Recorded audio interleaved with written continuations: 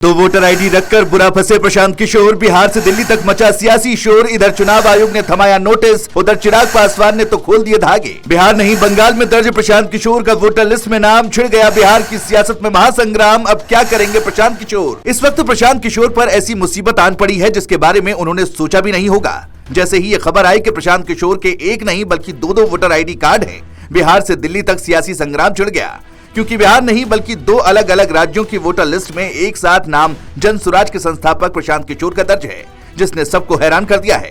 सिर्फ यही नहीं, एक और जहां चुनाव आयोग ने नोटिस थमाया है, तो वहीं चिराग पासवान ने भी करारा तंज कसा है, जिसके बारे में आगे आपको बताते हैं। लेकिन उससे पहले आपको बता दें कि चुनाव आयोग ने गंभीर रुख अपनाते हुए प्रशांत किशोर को 3 दिन के अंदर स्पष्टीकरण देने का नोटिस भेजा है।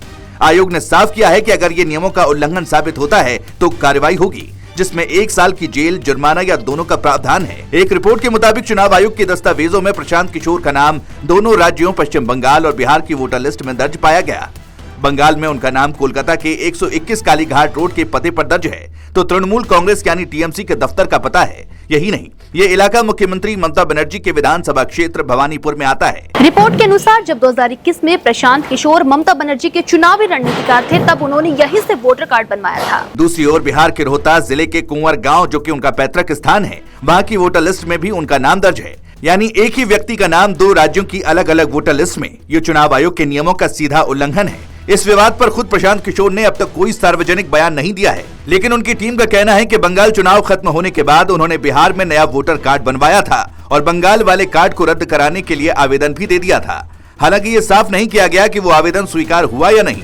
बंगाल के स्थानीय टीएमसी नेताओं ने भी कहा है कि उन्हें इस बारे में जानकारी नहीं है। वहीं चुनाव आयोग ने बताया कि देश भर में चल रही प्रक्रिया का उद्देश्य ऐसे ही डुप्लीकेट नामों को हटाना है। प्रशांत किशोर का मामला अब इसी राष्ट्रीय सफाई अभियान के दायरे में आ गया है। जैसे ही मामला सामने आया, बिहार की राजनीति में हलचल मच गई। लोक जनशक्ति पार्टी प्रमुख चिराग पासवान ने सीधे प्रशांत किशोर पर निशाना साधते हुए आड़े हाथ लिया। चिराग पासवान ने कहा कि दूसरों को ईमानदारी का ज्ञान देने वाले अब खुद उलझ गए हैं। जो दूसरों की पोल खोलने का काम करते हैं, आज अपनी ही पोल खुलने से परेशान हैं।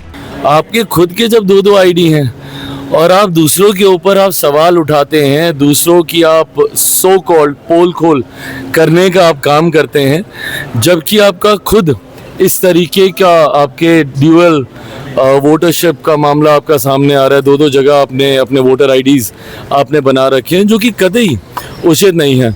और आप तो उन लोगों में से हैं जो जानकार हैं। ऐसा भी नहीं है कि अनजाने में अगर किसी से कोई गलती हो गई, नहीं किसी को जानकारी, नहीं किसी को पता, बट आप तो दूसरों को समझाने वालों में से हैं। तो इस तरीके से 2 जगह वोटर आईडी बनाना मुझे नहीं लगता ये कहीं से उचित है, और जानकारी होते हुए भी इसको आपने सुधार नहीं किया, ये गलत है। वहीं विपक्षी दलों ने इसे जन स्वराज पार्टी की साख पर सवाल बताया है। राजनीतिक विश्लेषक मान रहे हैं कि चुनाव से ठीक पहले इस विवाद ने प्रशांत किशोर की छवि पर गहरा असर डाला है। अब सबकी निगाहें प्रशांत किशोर और उनकी पार्टी की अगली चाल पर टिकी हैं। अगर वो चुनाव आयोग को संतोषजनक जवाब नहीं दे पाते तो आयोग उनके खिलाफ कानूनी कार्रवाई कर सकता है। ये मामला न केवल उनकी पार्टी के लिए बल्कि उनकी रणनीतिकार की विश्वसनीयता के लिए भी बड़ा झटका साबित हो सकता है।